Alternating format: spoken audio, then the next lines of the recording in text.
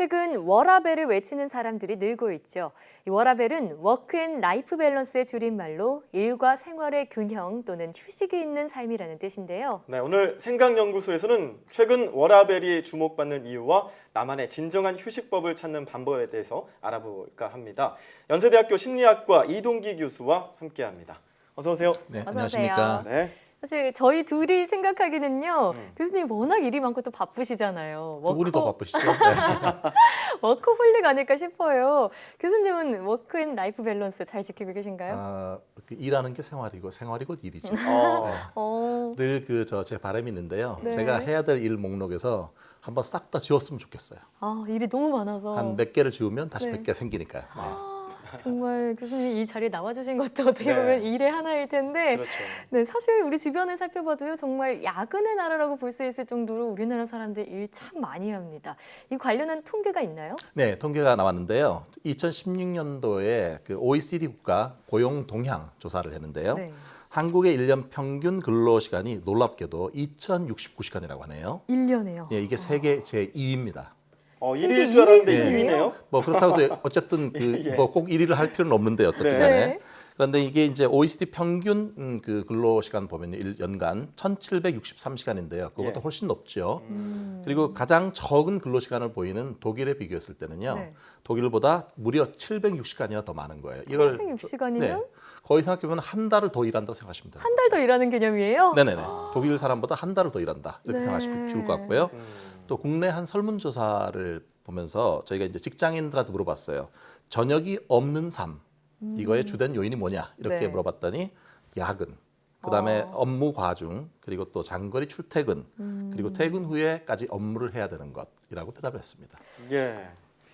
참 이렇게 뭐 다른 나라에 비교하면 안 되겠지만 저희의 잃어버린 한 달 언제쯤 찾을 수 있을까? 그러게요. 참 그렇게 생각도 드는데요. 씁쓸하기도 합니다.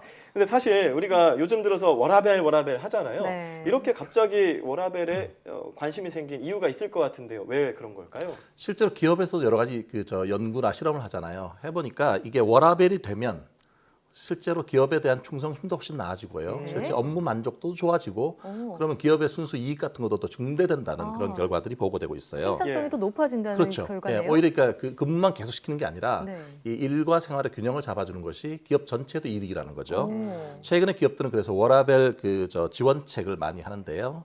예를 들어서 뭐 탄력 근무 제도라든지 또는 뭐 육아 지원이라든지 또 어떤 경우에는 이제 장기 휴가 제도. 최근에는 그런 기업도 있더라고요. 어떤 기업인가요? 오후에 5시 반 딱 되잖아요. 네. 그러면 컴퓨터가 딱 꺼져요. 오. 일종의 PC 셧다운제를 운영하는 거죠. PC가 맞아요. 딱 꺼지는 거예요? 네네. 그러니까 더 이상 작업을 못 하게 하는 거죠. 네. 예. 실제로 그 미국에 있는 한 통계 관련 회사인 사스라고 하는 회사가 있는데요. 네. 여기서는 이런 그 워라밸 지원책을 적극적으로 활용한 거예요. 그래서 뭐 유연 근무제라든지 또는 보육, 육아 지원 이런 거 다 했어요. 하고 했더니 직원의 만족도가 올라가고 놀랍게도 이 그 직원의 이직률이 네. 미국 전체 회사 평균이 한 20%가 되는데요. 이 회사는 4% 이내로 줄었어요. 오. 이직을 안 하는 거죠. 이직을 안 해요. 그러다 보니까 이제 고객들한테도 아무래도 웃는 낯으로 대하게 되고 예. 그러니까 네. 전체 기업 이득이 훨씬 신장됐다는 결과 보고되고 있습니다. 네. 이 얘기를 들으면 제 네. 친구들이 되게 부러워할 것 같은 게 지금 친한 친구 2명이 퇴사를 앞두고 있어요. 네. 제가 얼마 전에 만나서 이유를 물어보니까 일이 너무 많아서 자기 생활이 없다 이런 얘기를 하더라고요. 이처럼 젊은 세대를 중심으로 변하고 있는 이 삶에 대한 가치관도 이런 흐름에 한몫하고 있지 않을까요? 그렇죠. 아무래도 이게 젊은 세대들이 조금 다른 트렌드를 보이는데요. 네. 기존의 나이가 좀 있는 세대들은 평생 직장이 중요하다. 그리고 열정페이 이런 네. 것들을 강조했잖아요. 네. 근데 요즘 젊은 세대들은 그런 말을 별로 좋아하지 않는 것 같아요. 그래서 오히려 이제 그 직장을 선택하는 기준도 옛날엔 연봉이 얼마야 이런 것도 네. 물론 중요한데 예. 그것보다도 워라밸 이런 것들을 얼마나 잘 지원할 수 있는 회사인가 어. 이게 중요한 그런 그 조건으로 떠오르고 있습니다. 네, 6시에 예. 딱 칼퇴하니 이게 가장 중요한 것 같더라고요. 자기 시간을 가질 수 있느냐 이게 네. 중요한데요. 예. 왜냐하면 이게 한편으로 보면 우리나라 이제 젊은 세대들 같은 경우에 열심히 저축하고 열심히 이걸 해도 정말 자기가 꿈꾸는 그런 그 여유 이런 걸 갖기가 좀 어려운 그런 상황이잖아요. 네. 역설적으로 그런 걸 반영하는 것 같은데요. 실제 그러다 보니까 어떻습니까? 그냥 미래를 위해서 뭔가 준비한다기보다는 지금 현실에 있는 삶 자체를 즐기자 이런 생각이 욜로 같은 게 이제 욜로네요. 그렇죠. 또 하나는 뭔가 이게 고용 시장 자체가 좀 불안정하다고 느끼니까 뭔가 자기 나름대로의 어떤 전문성을 확보할 수 있는 학습할 수 있는 시간이 필요하다. 네. 그러니까 근무한 다음에도 집에 가서도 자기가 하고 싶은 공부를 할 수 있는 시간 그런 게 중요해지는 거죠. 네. 예, 그렇군요. 일단은 인식은 그렇게 전환되고 있는데 사실은 현실에 따라오지 못하는 게 가장 큰 문제인 것 같습니다. 그런데 이럴 때 괴리감 같은 것들을 좀 이렇게 극복하기 위해서 새로운 풍경들이 나타나고 있다고 하던데 어떤 식으로 지금 나타나고 있죠? 예, 저희가 지난번에 그 생각연구소에서 한번 다룬 적이 있는데요. 예. 그 보면은 왜 액체 괴물 같은 거 이런 거, 아, 예, 손으로 만지는 네. 거, 예, 그런 것도 하고요. 그다음 어떤 사람들은 보면은 뭔가 이렇게 음식 같은 게 끓는 소리 같은 거 이런 가만히 지켜보고 듣고 아. 책장 넘어가는 소리 같은 것도 들으면서 마음의 심신 안정을 택하고 네. 이런 것들을 저희가 이제 ASMR이라고 하는데 어려운 단어인데요. 저자극 콘텐츠라고 그렇죠. 그때 저자극 말씀해주셨죠? 정확한 원래 용어는 자율감각 쾌락 반응을 네. 유발한다는 건데요. 이런 걸 하면서 별다른 목적 없이 그러나 그 어떤 의미 없는 소리를 들으면서 오히려 심신의 안정을 추구하는 그런 건데요. 최근에는 좀 새로운 경향도 나타났습니다. 그 고양이 같은 반려동물 있잖아요. 네. 반려동물이 하는 행동을 가만히 지켜보는 거예요. 예, 그런 걸 그대로 영상을 찍어서 올리는 그런 분들도 나타나고 있습니다. 그래서 이렇게 머리를 비우고 우리가 이제 소비할 수 있는 컨텐츠를 찾아가는 그런 사람들을 가르친 신조어가 생겼는데요. 네. 그게 무민 세대라는 게 있어요. 어떤 말인가요? 근데 이게 좀 복잡한 게 무자는 한자에 없다는 뜻이고요. 네. 네. 미는 영어의 의미를 나타내는 단어예요. 의미 없다. 그렇죠. 일종의 무자극 그리고 예. 또 무위 휴식 이런 것들을 중요하게 여기는 그런 젊은 세대가 만든 신조어입니다. 네, 예. 좀 자극적인 것들을 일단 옆으로 좀 차치해두고 일단 내가 가장 좋아하는 일에 집중하겠다는 그런 심리가 반영된 것 같은데요. 일상 속에서도 작은 행복을 찾는 사람들 최근에 늘고 있다고요. 네네.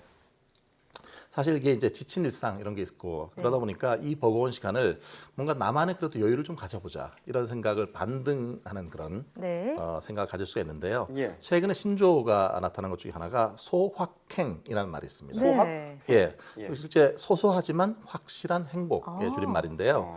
이거는 일본 작가인 무라카미 하루키가 쓴 책 중에 나온 건데 수필집인데요. 이게 랑겔 한섬의 오후라는 거기서 나온 말이에요. 예를 들어서 이런 거죠. 뭐 그 한 예가 그런 게 있더라고요. 겨울밤 고양이가 나의 이불 속으로 쏙 들어왔다. 그때 느끼는 그 행복감. 그 보드란 털 느낌이요. 네, 그 느낌. 그다음에 갓 구운 그 빵을 손으로 이렇게 짝짝 이렇게 찢어서 먹는 그때 그 느낌. 네. 뭔가 새로 산 하얀 그런 그 흰색 셔츠를 입을 때 행복감. 어. 뭐 이런 것들이죠. 네. 그게 아주 비싼 돈을 들이지 않아도 자기가 이렇게 소소한 그런 행복을 느낄 수 있다는 건데요. 그러다 보면 뭔가 내 삶을 내가 향유하고 있다는 그런 어떤 자존감 같은 거를 느낄 수가 있습니다. 네. 또 하나의 특징은 뭐냐면 남한테 이걸 막 보여주기 위한 게 아니에요. 자기가 그냥 그거를 즐기고 있는 그 여유. 그러니까 남을 의식하지 않는 그런 모습이라든지 네. 이런 거를 이제 젊은 세대가 중요하게 생각하는 거죠. 뭐 남자들 같은 경우는 샤워하고 잠깐의 그 찰나에 비친 그 거울을 보고서 만족하는 자신의 모습이요? 그런 거 몸이 좋으신가 봐요. 저도 공감하고 싶은데요. 예. 공감하기 어려울 것 같은데. 그런 거를 저는요. 힐링하기는 어려운 거죠. 네. 어찌 됐든 제가 왜 이런 얘기를 했냐면요. 그 잠깐의 짧은 시간 안에 뭔가 휴식하고 뭔가를 느끼고 하면서 힐링한다는 거잖아요. 네. 그렇죠. 그만큼 시간이 부족하기 때문에 만들어지는 현상인데 우리가 이렇게 현실 속에서 뭐 정말 일에 찌든 현실 속에서 잠깐의 시간 동안 재충전하기 위해 좋은 방법이 있다면 저같이 이렇게 거울 보는 거 말고요. 거울 보시는 게 만약에 자존감이 좋아진다면 보세요. 예. 그게 좋습니다. 아마도 이제 그냥 제가 드리고 있는 말씀 중에 하나는 뭐냐면 댁에 돌아가시면 네. 좀 언플러그를 시행하는 거예요. 플러그를 뽑는 거예요? 네, 아니, 그동안에 있던 스마트폰이라든지 뭔가 네트워크로 연결되는 그런 것들 있잖아요. 그런 기기로부터 좀 멀어지고 대신에 그 시간은 가족들과 대화를 하시는 게 좋겠고요. 네.